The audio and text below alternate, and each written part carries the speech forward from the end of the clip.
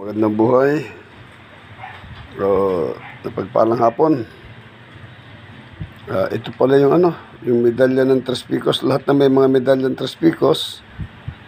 Dito tayo. Isimula. Ito po yung nakalagay naman po dyan, no? Ayan, no? At nandun po yan. Yan. Dito po nakalagay dito sa ating binabasa, ang mata na makikita sa gitna ay siyang mata ng Amang Infinito Diyos. YHWH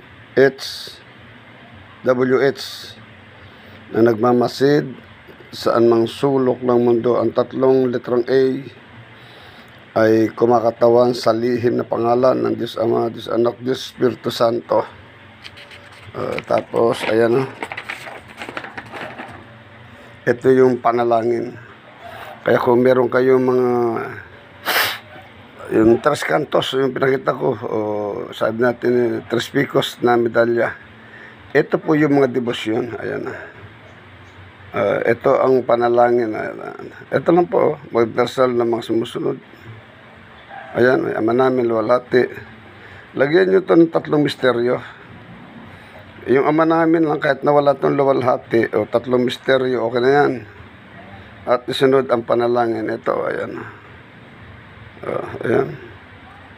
Orationem Pacti Pactirumpi Christi Morandum Abebaso Beta Ego Sum Cruz Beba Consagra Beba Alleluia, Alleluia, Alleluia.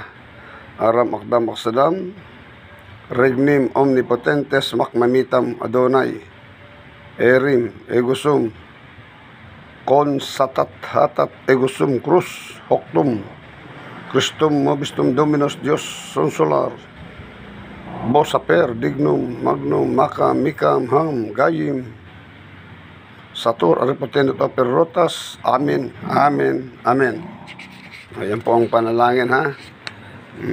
Ayan po, ito yung mga pamilya niyan, Ayan, hindi ko na ito ipapaliwanag lang naman, ituturuan lang tayo kung paano magpakumbaba. Ayan.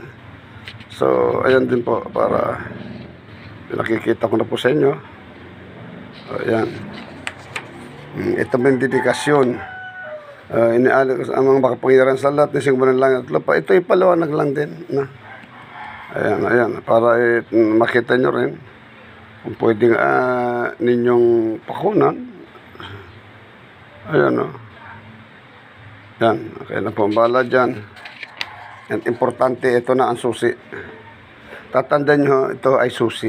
Ayan, ang susi ng testamentong ito, ayan, Aram, Akdam, Aksadam. At idugtong ang nais mangyari. Ayan.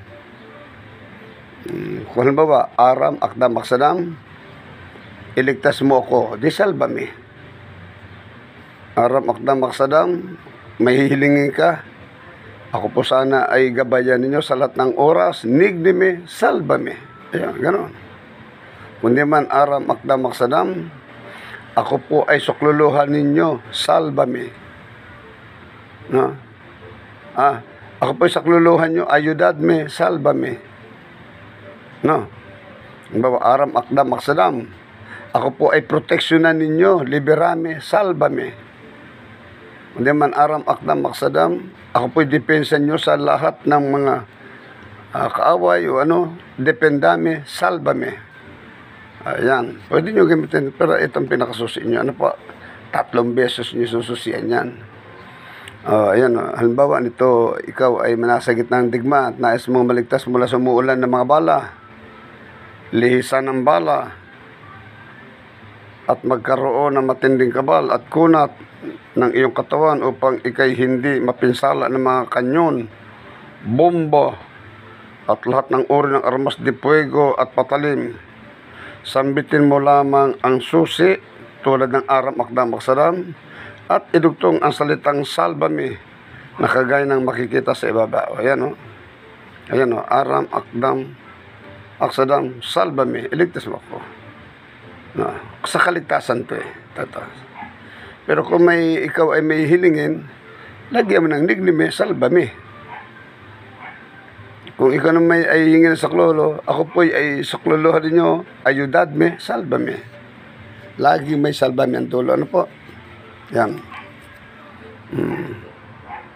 Yan, lahat na nakalagay. Yan.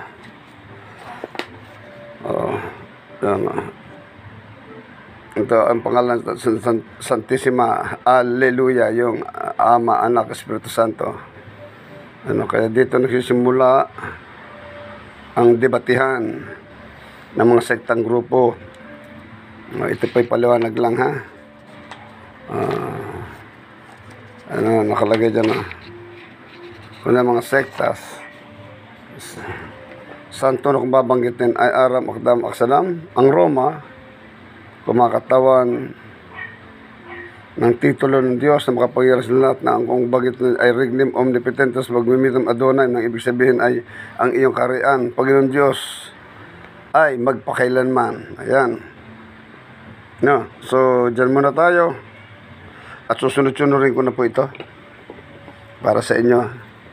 Lalagyan ko ng tanda para sa, ito yung pang 101 po natin, pang 100 po natin, 101, part 101, ito, 100. Ano ba yan? Pati ballpen. Hindi na dahil ballpen pero wala nga sulat. 101. Ayan, sige. So, yun lang po muna tayo para mapag-aralan nyo at dudugtungan natin,